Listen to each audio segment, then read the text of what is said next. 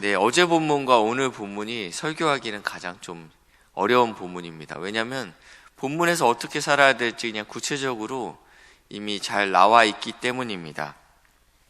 하나님께서는 우리를 공동체로 부르셨다라고 말씀드렸습니다. 그래서 부지 중에 일어난 죄, 살인자가 누구인지 모르는 죄의 문제에 대해서 공동체가 어떻게 책임져야 될지에 대해서 간과하지 말라라고 말씀했고, 또 자녀의 그 불의한 모습들을 부모가 어떻게 하지 못할 경우에는 공동체가 함께 이 문제에 대해서 고민해야 될 것, 그리고 포로로 잡혀온 여성들의 인권들에 대해서 하나님께서 말씀하셨고요. 오늘은 1절에 이렇게 시작합니다. 내 형제의 소나 길 잃은 것을 보거든 못 본 채 하지 말고 너는 반드시 이것을 끌어다가 내 형제에게 돌릴 것이요.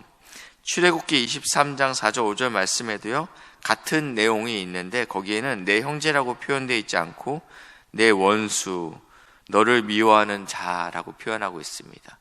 그러니까 하나님께서는 우리에게 내 원수가 미워하는 그 양, 근데 이제 지금은 저희가 알 수 없지만 그 시골에 어렸을 때 한 마을에서 누구 양인지 누구 소인지 알 수 있죠. 한 마리밖에 없기 때문에요.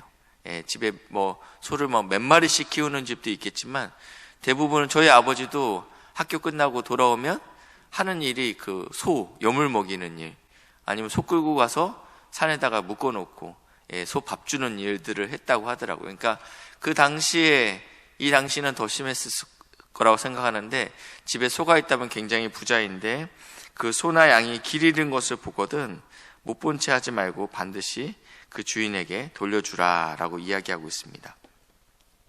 그리고 나서 2절에 보니까 그 형제가 내게서 멀리 살거나 또 내가 그를 알지 못하거든.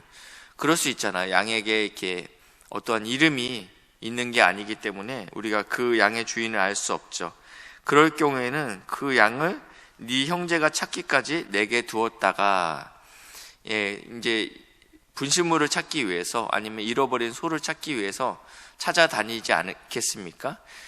사울 왕이 젊었을 때 기억하시리라 생각합니다. 그의 그 짐승이 없어지자 아비가 사울에게 그 짐승을 찾아오라고 명합니다.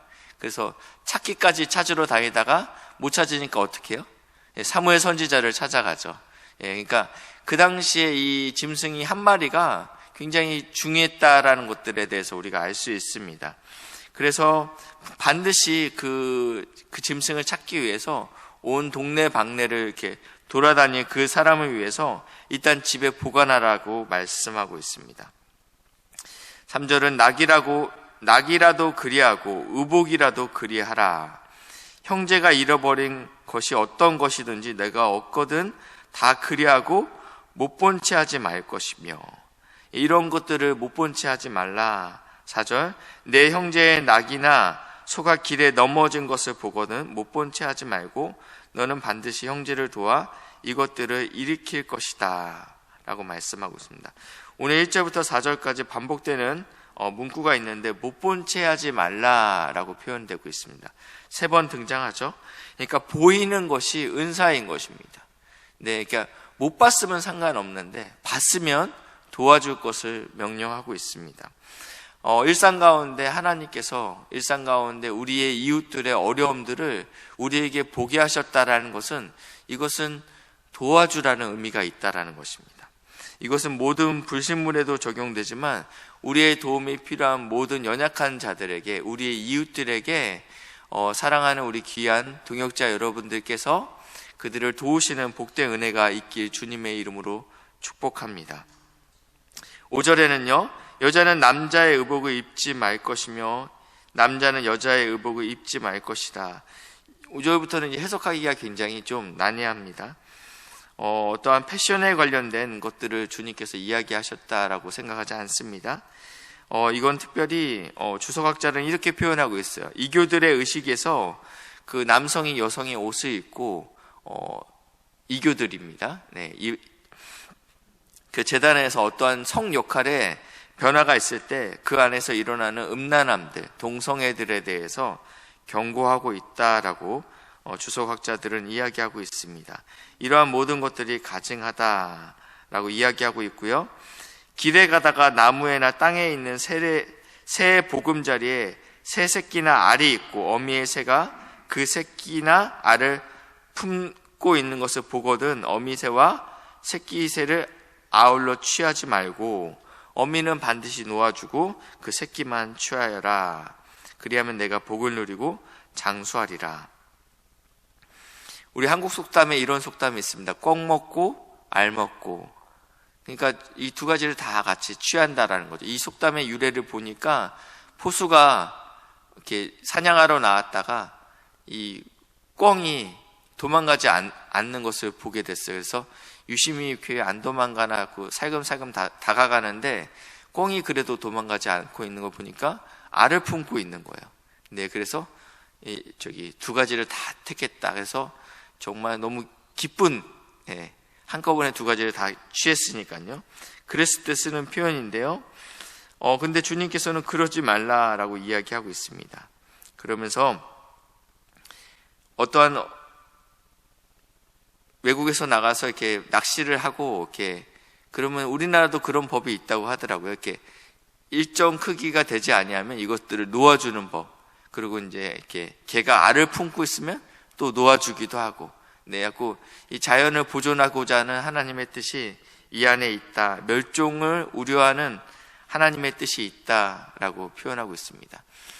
저희 한국 사람이 특별히 이 부분이 굉장히 심해요. 그래서 제가 캐나다에 살 때도 이렇게 한국 분들이 지나가면 이 고사리가 다 이렇게 없어지는 현상들, 자연에서. 그래서 공원에서 원래는 외국인들은 고사리를 먹지도 않고 이게 그냥 지나쳤는데 한국 사람은 보면 딱 알잖아요. 이게 고사리인지 뭔지, 그래갖고 냉이인지. 그래갖고 한국 사람만 지나가면 쑥대밭이 된다. 그래서 거기다가 이렇게 하지 말라고, 제발 가져가지 말라고 이렇게 붙여놨더라고요. 한국말로.